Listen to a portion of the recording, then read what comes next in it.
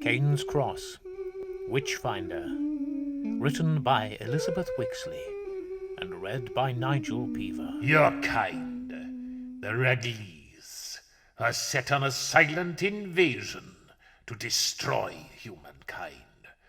Although you don't carry weapons, your intent is clear. These creatures are still alive and are probably walking amongst us today. My mission is to destroy my brother, the killer. It is time for you to leave the world of humans and reassemble with whoever's left of our kind, to use the skills and magic of your birthright. You know what I'm talking about. The witches. It was bad timing.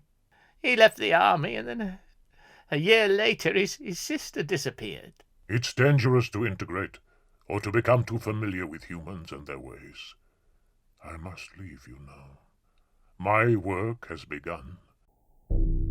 Haunted Liverpool, Volume 25. The Ultra-Terrestrial. Karen held her hands over her ears as the stranger with the morphing face emitted a deafening howl. And by now, his head looked longer, his forehead... Story 3.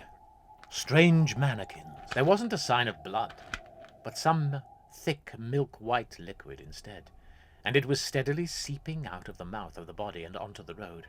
"She's not real. It's a bloody dummy," said the old man, kneeling over the victim, and it seemed as if he was... Story right. 7. Sefton's Haunted Punch Bowl Hotel. If you want to go in search of spirits, of the non-alcoholic kind, whilst perhaps indulging in a cordial drink and a tasty bite to eat, then I heartily recommend a haunted inn, which has a long history of ghostly goings-on. And this is the Punch Bowl Hotel up in Sefton. Oh, good God! Not another one. Whenever it is released, it goes mad.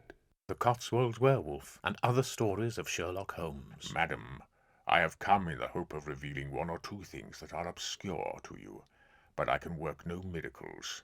Restoring peace to this home is a task I leave in your hands. I believe they used the passage to let the creature out. For a man of the cloth, how unreasonable or fantastic is the belief in the intervention of the devil into the world of humans. The animal was almost twice his size and had the strength of 3 full-grown men. When we came down into the cargo room the next morning, we found him unconscious next to the cage, his body covered in horrible wounds, his uniform torn to shreds. The creature was nowhere to be found. It seemed the legend that Tibbins had told us of was well known to them. The Vatican Cameos, a Sherlock Holmes adventure, written by Richard T. Ryan and read by Nigel Peaver. What has become of Mr. Sherlock Holmes? From now on, it all depends on us. Let us hope that the pontiff's prayers are answered. I also recalled, to my chagrin, that Holmes had fooled me once before, when he had dressed as a priest and entered my railway carriage as we were fleeing London in an effort to escape the clutches of Moriarty. I shall be forced to kill both yourself and Dr. Watson. You are soldiers of God, and as his voice on earth, I am issuing you his orders. The delicate thread we follow when we are trying to escape the dark. Have you found us our dream, Oliver? Saffron, we need the stone. You deserve that rock. It's payback time for all the wrongs your mother inflicted on your life. We're expecting some turbulence, so please return to your seats and fasten your seatbelts. I know what happened, and I understand. I saw it all in a dream.